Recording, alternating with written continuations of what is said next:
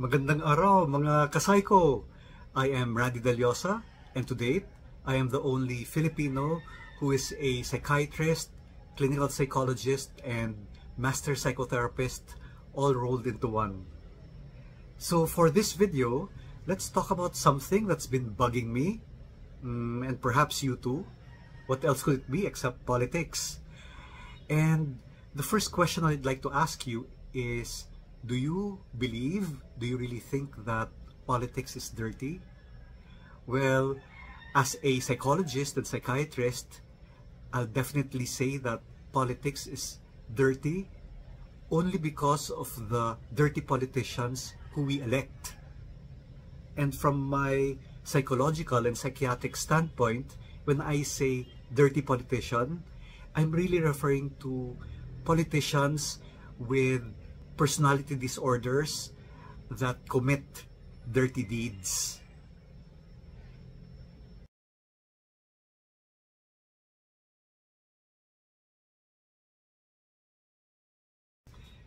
So, let's start with the basics. Ano ba itong mga personality disorders?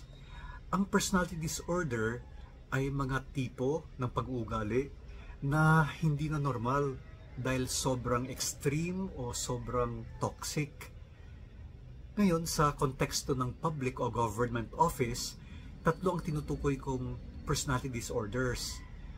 Una yung narcissistic personality disorder, pangalawa yung psychopathic personality disorder, and pangatlo yung passive-aggressive personality disorder.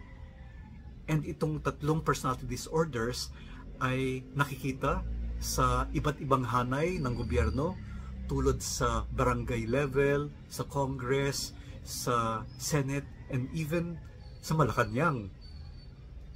Ngayon, importanteng malaman ng mga Pinoy voters ang tungkol sa personality disorders kasi naman, hindi dahil magaling lang mag-post ang politician sa TikTok o nagdo-donate siya ng sardinas, qualified na siyang mag-lead.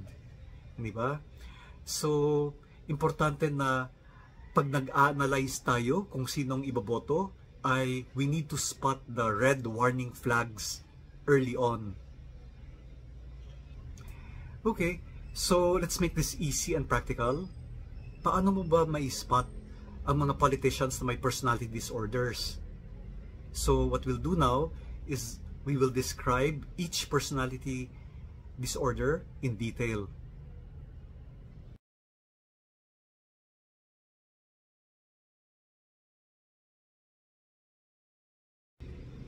Narcissistic politicians are those who have a superiority complex, and therefore they feel special, they feel important, they feel entitled, and these people are very exploitative, manipulative, and they take advantage of others. Arrogante sila, matapobre, and they really don't have any real empathy for the feelings or sufferings of others. Of course, they can do good deeds, pero they don't do it out of a sincere and kind heart. They do it only para magpapogi points so that they can boost their popularity. Now, here are some glaring red flags to spot the narcissistic politician. So, they embezzle and use public funds for their lavish lifestyles, which may include, excessive foreign trips.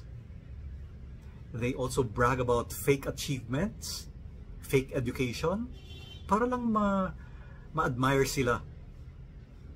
And they propose extravagant projects that serve to feed their ego, okay, rather than benefiting the public. And they also install their family, their friends, and allies in crucial government positions para ma-establish yung political dynasty nila. Kahit naman walang qualifications or competence yung mga linuluklok nila sa government office. And so this is equivalent to nepotism and cronyism to create their political dynasty. Sino ngayon ang narcissistic politician na naisip mo sa pagsabi ko ng mga red flags na to.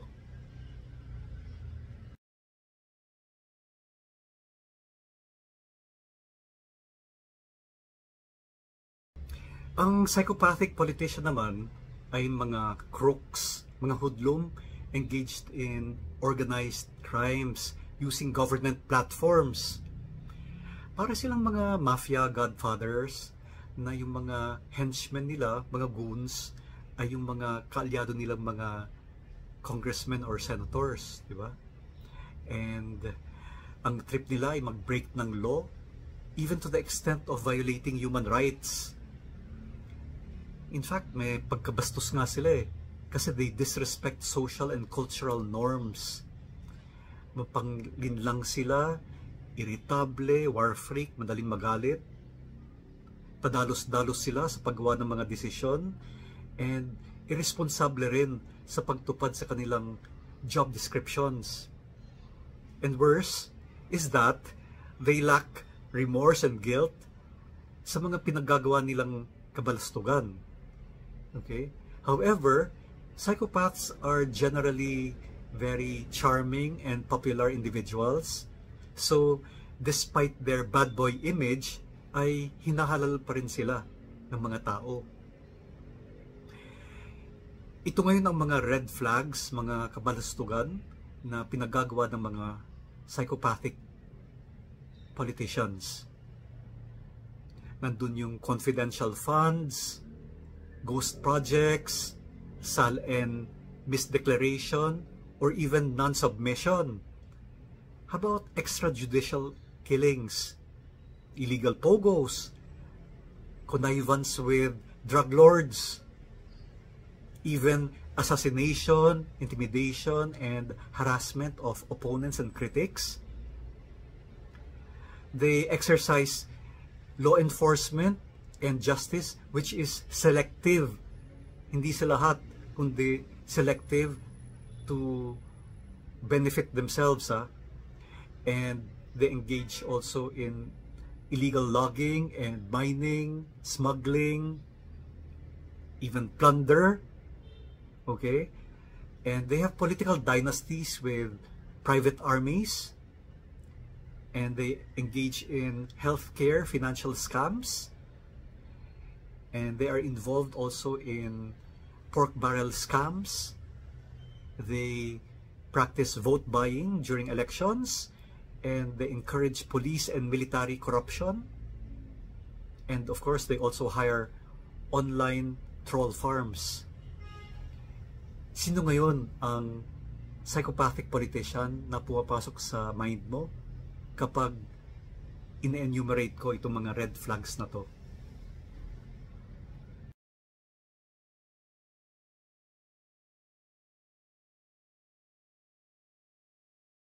And lastly, passive-aggressive politicians are those who are very inefficient sa pag-perform ng kanilang duties.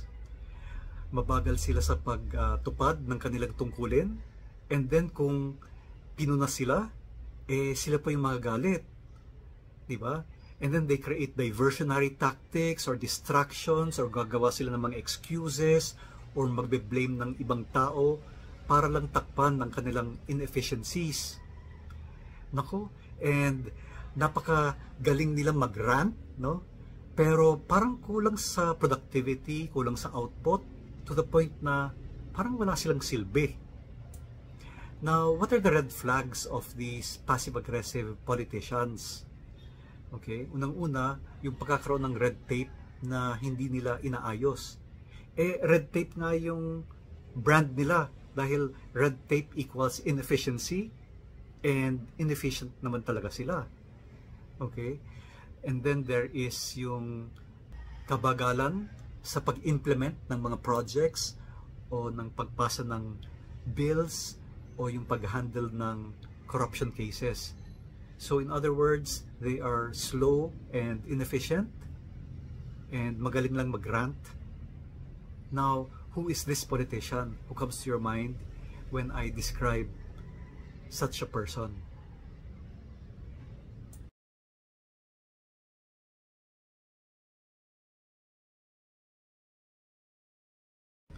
So the question remains, why do Pinoys keep on voting for politicians with personality disorders, knowing that these people are prone to engage in corrupt practices?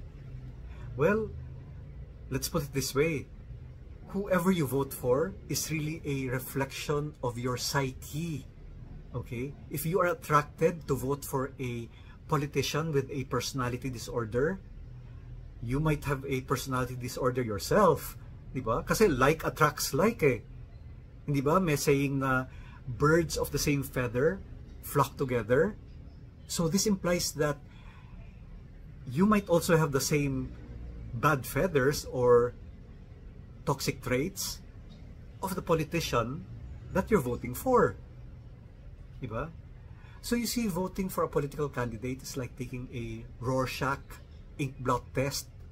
You know, whoever political candidate you vote for is really a reflection of your own personality.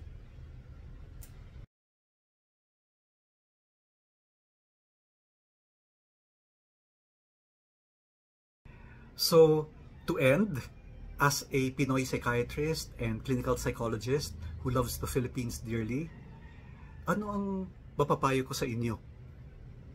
Isa lang naman, isang payo lang. Mag-research and mag-fact check ka. Check the politician's track record, hindi yung TikTok or IG record niya. Hindi naman dahil magaling siyang sumayaw sa campaign, magaling na rin siyang mamuno, di ba?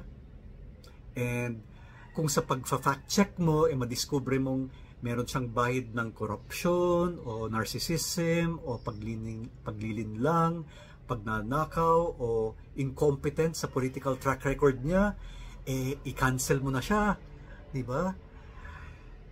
Maawa naman tayo sa sarili nating bayan.